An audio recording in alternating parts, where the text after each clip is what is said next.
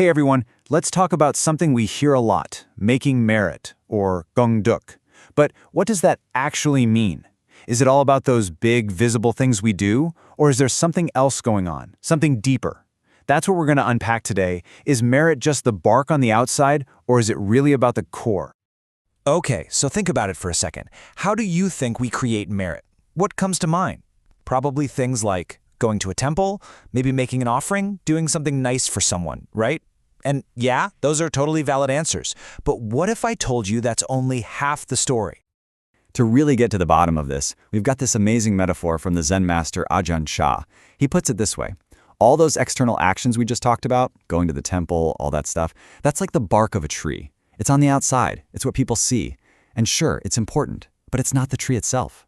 The real life of the tree, the core of the practice, happens when we turn inward. That's where the magic is. All right, so let's dig into that idea a bit more. The bark versus the core. What's the real difference?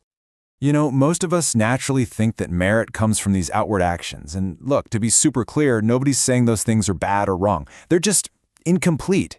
They're the visible stuff, the bark. But the danger is that we can start thinking that's all there is to it and we miss the whole point. I love how this breaks it down. On one side, you've got the bark, all the stuff we do on the outside. And on the other, the core, what's happening on the inside, that inner change. Think about it. The bark is there to protect the tree, right? But the core, that's where the life is, where the growth actually happens. So the real goal isn't just to have a thick bark, it's to have a healthy, vibrant core. And you know what? This isn't some new age take on things. Nope. This idea is straight from the Buddha's original teachings. It's always been about looking inside.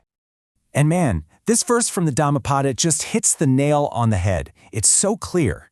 It basically says you can memorize every single scripture. You can talk a great game. But if you don't actually live it, if you don't practice it, it's like you're a shepherd counting someone else's cows. You can see all the riches, but none of it is actually yours.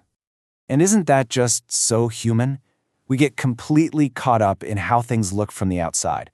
We worry about our reputation, what people think of us, and we kind of keep this mental checklist of all the good things we've done. We get so busy polishing the bark.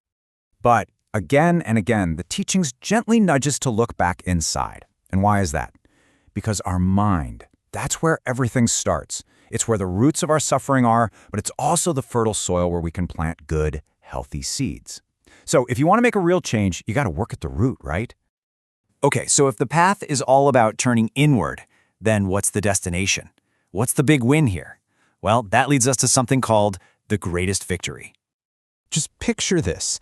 Imagine a legendary general on a battlefield leading their army to conquer thousands and thousands of enemies. A massive historic victory?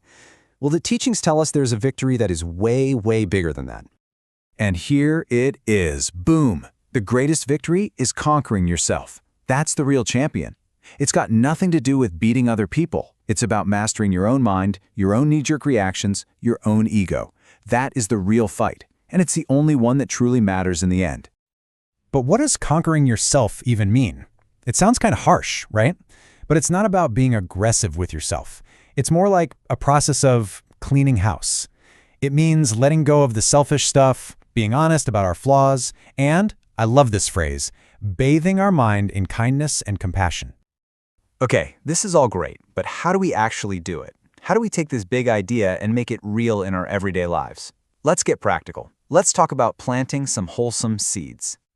So this really pulls everything together. Yeah, going to a temple is great for finding some quiet. Making an offering can be a beautiful act, but the real path, the one that leads to lasting change and happiness, that's the one we walk inside ourselves. It's all about that inner transformation. And here's the best part. You don't have to do it all at once. This isn't some huge dramatic battle. It's about the small stuff. It's about planting these tiny little seeds of goodness day in and day out. So what are these seeds we're talking about? They're so simple, things we can all do. It's that one moment you choose to be patient when you're about to lose it. It's holding back a comment that you know would be hurtful. It's doing one small, kind thing for someone with no expectation of getting anything back. Every single one of those moments, that's a seed. That's real merit, planted right in the soil of your own mind. So when it all comes down to it, the big question isn't about how impressive your bark is. It's about how healthy your core is. And that leaves us with one last thing to think about, just for you.